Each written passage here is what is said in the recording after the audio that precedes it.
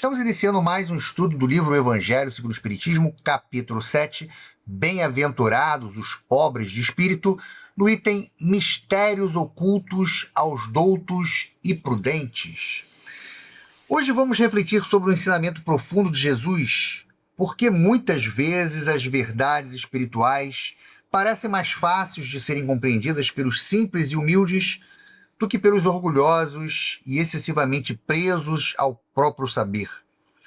Esse estudo nos convida a pensar sobre a humildade, fé, orgulho e sobre a maneira como Deus age em nossas vidas, respeitando sempre o tempo e a liberdade de cada um.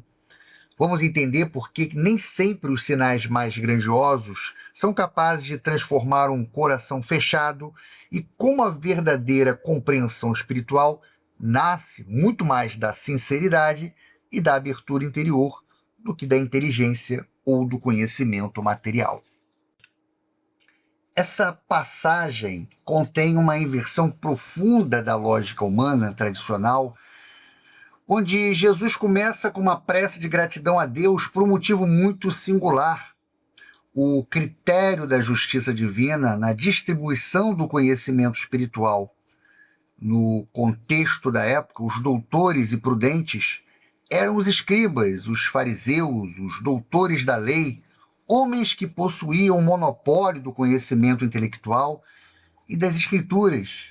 Mas o ocultamento da verdade a eles não significa que Deus escolheu escondê-las por malícia, e sim que o orgulho intelectual e a vaidade humana funcionam como uma barreira natural, pois quem se julga cheio de saber tenta analisar as coisas divinas com a lógica do ego, do status, tornando-se incapaz de perceber a essência espiritual.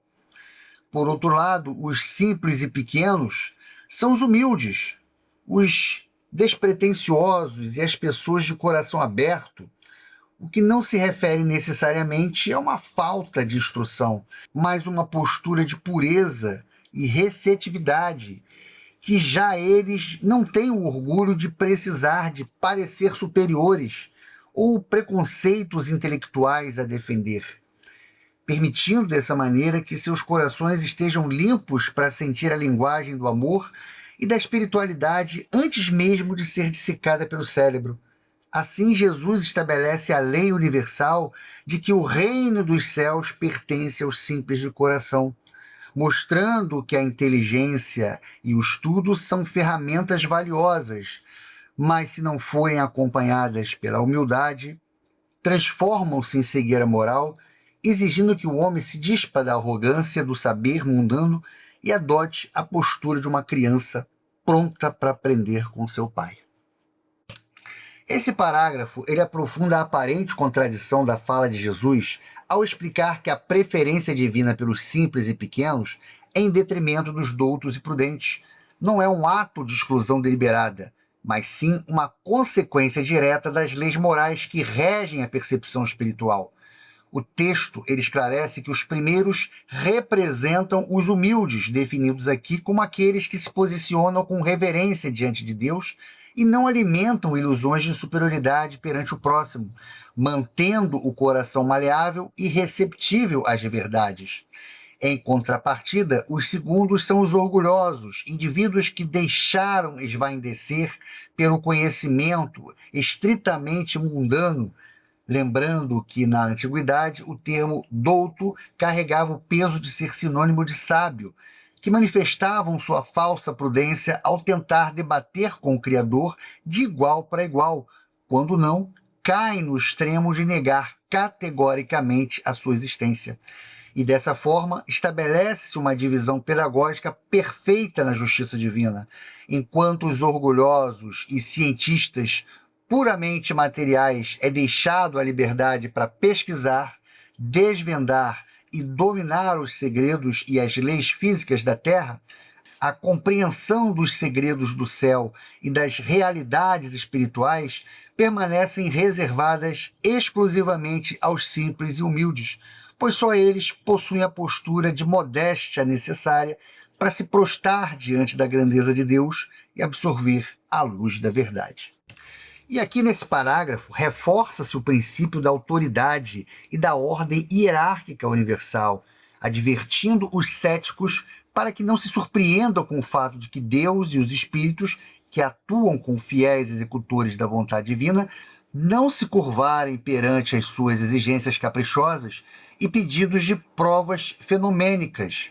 O autor utiliza uma analogia social muito direta para evidenciar o absurdo dessa postura arrogante, convidando os orgulhosos a refletirem sobre como reagiriam se o mais humilde de seus próprios subordinados ousasse ditar-lhe regras ou prescrever ordens em seu cotidiano.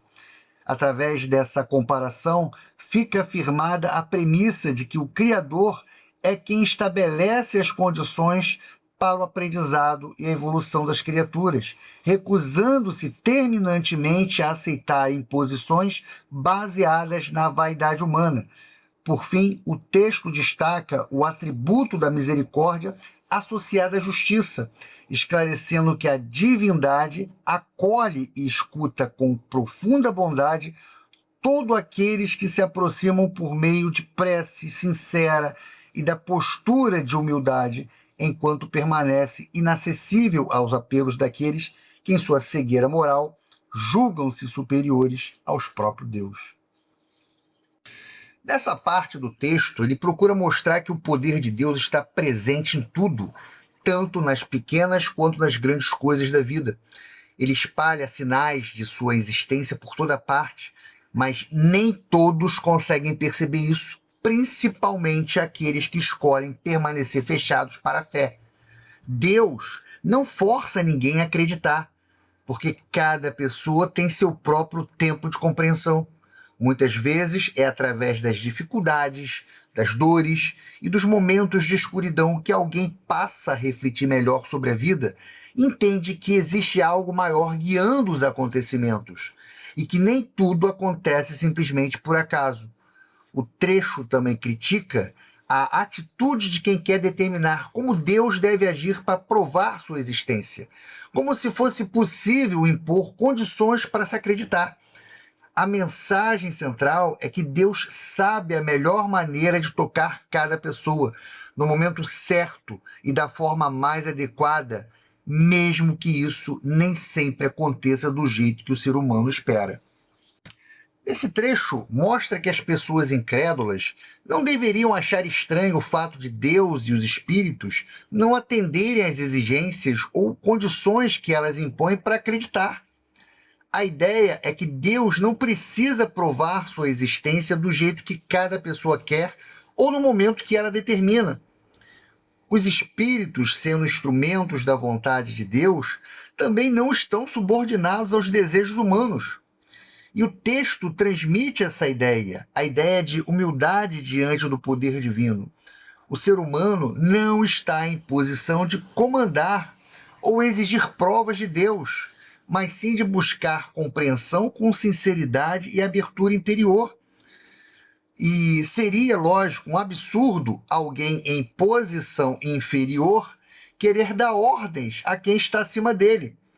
O autor diz: imagine o que uma pessoa pensaria se um simples empregado começasse a dizer como ela deve agir. Da mesma forma, o ser humano não pode querer impor regras ou condições a Deus, exigindo que ele haja conforme suas vontades, para então acreditar.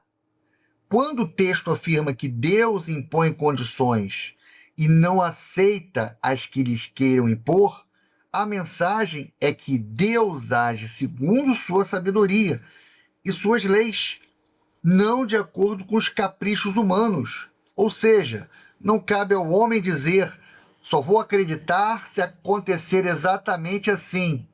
A fé, segundo o texto, deve vir da humildade e da confiança, e não da tentativa de desafiar ou controlar a maneira como Deus se manifesta.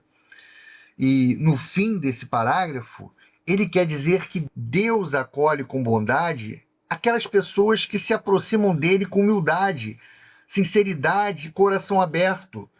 Quem reconhece suas limitações e busca entendimento com respeito, encontra amparo e escuta divina. Por outro lado, o texto critica as pessoas orgulhosas, que se acham superiores ou que acreditam saber mais do que Deus, querendo desafiá-lo ou impor suas próprias vontades.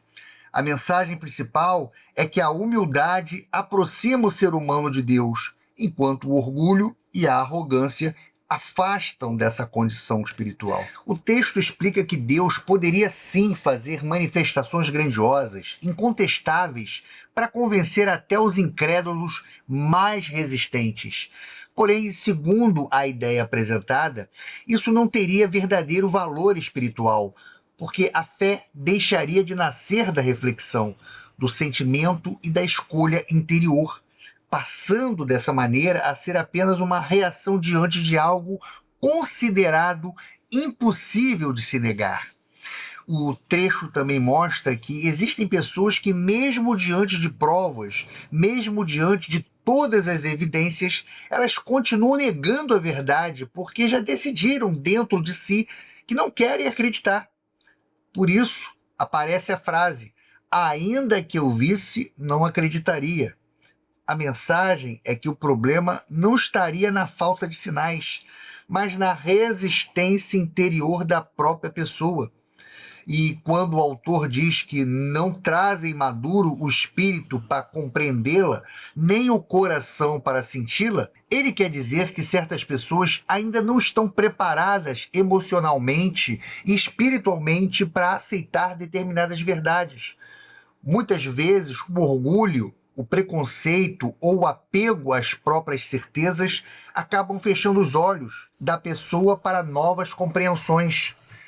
O texto usa a imagem da catarata para explicar que o orgulho impede as pessoas de enxergarem as verdades espirituais, assim como uma doença nos olhos impede alguém de ver a luz.